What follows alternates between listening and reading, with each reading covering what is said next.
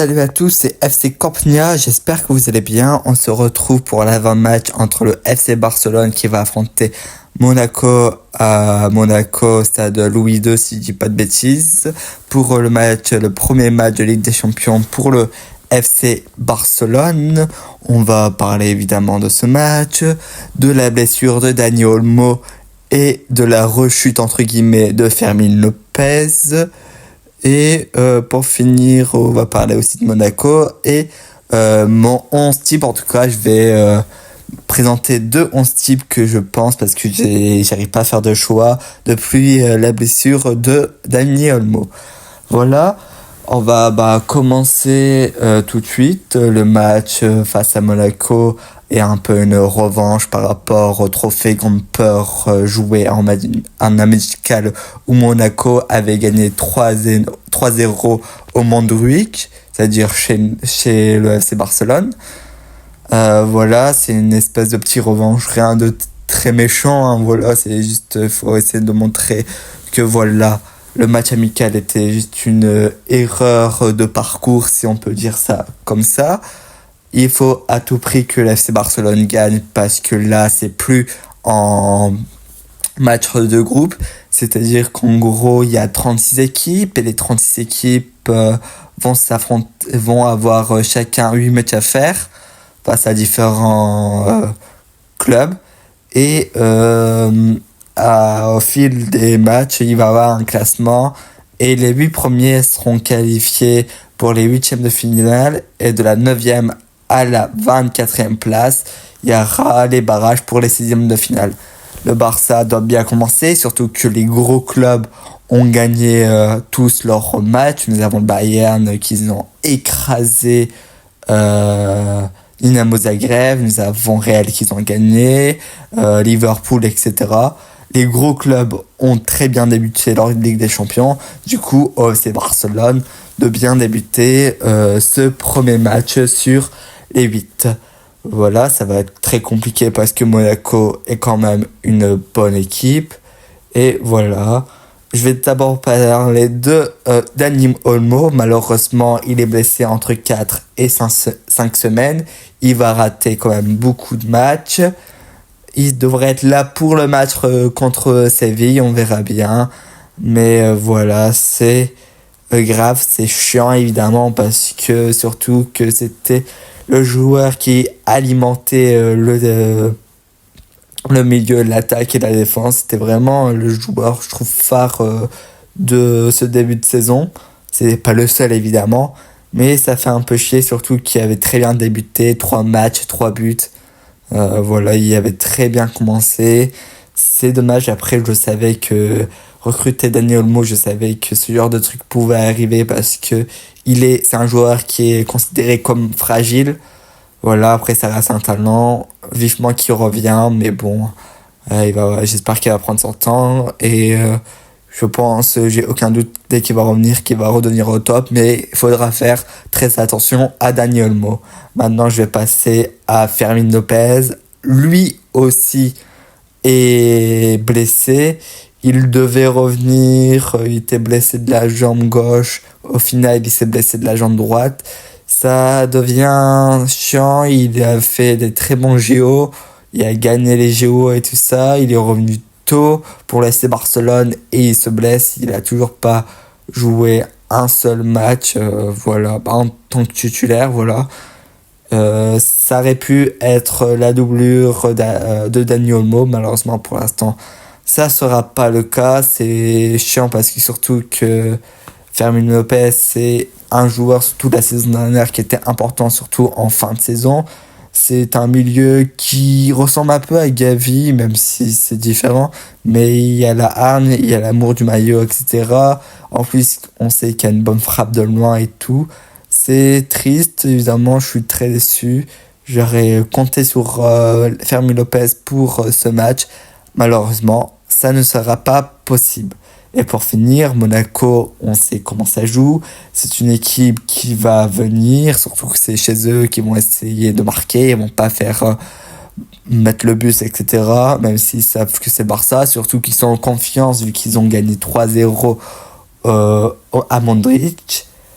Franchement, Monaco a une très bonne équipe, hein. C'est une équipe à pas sous-estimer. Surtout qu'ils ont des joueurs qui vont très vite vers l'avant. C'est une équipe qui sait jouer au ballon. C'est une équipe qui va jouer sur les transitions rapides, etc. Sur les longs ballons. Alors, à la défense du FC Barcelone de gérer cette pression. Après, j'ai confiance au Barça. Mais voilà, j'ai pas envie d'être trop confiant, au final d'être déçu. Évidemment, j'ai envie que le Barça gagne. Je pense que le Barça a toutes ses chances de gagner. Mais voilà, même si on fait un excellent début de saison, surtout que Monaco fait un très bon début de saison aussi, ils sont troisième, ils ont fait 3 victoires et un match nul en 4 matchs. Alors c'est un beau ratio aussi. Voilà, ils sont troisième de Ligue 1 pour l'instant. De toute façon, ils vont jouer le top 5, ils vont essayer de chercher une place européenne. Ils ont toutes les capacités pour aller chercher un top 5. C'est une équipe à pas sous-estimer. Et surtout, encore plus, s'ils sont en confiance comme là. Voilà, après, je pense que Barça sera favori pour ce match, mais j'ai pas envie de m'enflammer tant que je suis pas rassuré à 100% parce que, et être sûr, je vais pas m'enflammer, même si pour l'instant le début de saison est juste incroyable avec le FC Barcelone. Le FC Barcelone. Certes, j'ai très confiance à mon club, mais j'ai pas envie d'être déçu, alors je vais être encore un peu pessimiste pour ces prochains matchs. C'est vrai que beaucoup peut-être s'enflamment, mais moi j'ai pas envie de m'enflammer et au final d'être déçu, et ça serait chiant, et voilà. Maintenant, je vais passer à ma composition, à mes 2 compositions. Je vous explique pourquoi 2. À cause de la blessure de Dani Olmo, je détourne sur quel joueur je voudrais mettre en place. Alors, je vais vous expliquer ma première composition et je vous expliquerai ma deuxième composition. Bon, dans les cages, Ter Stegen, à droite, Koundé, dans l'axe, Cubarsí, Iñigo Martinez, et à gauche, Baldé. Ça ne bouge pas. Là où que ça pourrait bouger, c'est la première composition. C'est soit on fait Eric Garcia et Casado ensemble et on met Pedri en 10, à droite Lamine Yamal, à gauche Rafinha et en pointe Lewandowski. C'est une composition qui pourrait être possible. Je pense que Pedri peut jouer 10. Évidemment, le problème, c'est Eric Garcia. Il a été très bon pour l'instant, 6, etc. et tout ça. Mais j'ai 2 problèmes. C'est déjà le pivot Casado et Pedri marchent très bien. Et Eric Garcia, est-ce qu'il y a le niveau pour ce genre de match? J'en sais rien. Pour l'instant, il est très bon et tout ça. Mais voilà, ça reste un joueur moyen. Voilà. Mais c'est une composition qui serait possible. Voilà, je pense que même cette composition peut faire l'affaire face à ce Monaco. Mais voilà, évidemment, ça reste un doute. On verra bien. Après, nous avons une deuxième composition possible. C'est que la charnière centrale reste la même. Et là, au milieu de terrain, nous avons Pedri et Casado en double pivot. Et Pablo Torre en 10, et évidemment sur le côté Lamine Yamal et Rafinha, et en pointe Lewandowski. En début de saison, je voulais Pablo Torre qui débutait tant que Dani Olmo n'était pas présent, je suis d'accord. Certes, voilà, je pense qu'ils peuvent faire le travail, mais est-ce qu'il y a le niveau pour un genre de match de Ligue des Champions? Je sais pas, il est très jeune, voilà, on l'a pas assez vu jouer. Est-ce que physiquement il est prêt aussi? En fait, c'est ça. C'est que d'un côté, j'aimerais faire confiance à Pablo Torre, mais est-ce que il est prêt? J'en sais rien. De l'autre côté, je me dis, s'il n'est pas prêt, mettre Eric Garcia, mais est-ce que Eric Garcia, c'est au niveau? En fait, voilà. Cette composition va être très compliquée. C'est Hansi Flick de faire le travail. Je pense qu'il n'y a pas de difficulté comme ça. J'ai pas envie de voir Ferran Torres. Surtout son entrée était calamiteux face à Girone. J'ai pas envie de le voir. Laissez-moi, même si je dois être sur le banc pendant 3 ans, j'en sais rien. J'abuse un peu, mais j'ai pas envie de le voir. Je sais que si on met Ferran Torres, il va jouer côté gauche, et ça serait Rafinha en 10. Et on sait qu'il n'y aura que le côté de Lamine Yamal qui sera dangereux et non celui de Ferran Torres, que voilà, lui, Ferran Torres, on sait qu'il est limité. Et Rafinha, je le trouve meilleur quand il est à gauche que quand il est en 10. Il a été très bon quand il a été en 10, mais je le préfère à gauche et je préfère un milieu de terrain, un Pedri ou un Pablo Torre en 10 qui aura plus l'expérience entre guillemets, si on peut parler d'expérience, mais plus de facilité je pense qu'un Rafinha, même si il était très bon, mais je veux éviter à tout prix Ferran Torres. C'est aussi à cause de ça que j'ai un doute qui mettent entre Pedri ou Pablo Torre et s'il faut mettre Eric Garcia. Dans tous les cas, je pense que le Barça peut le faire, peuvent gagner ce premier match.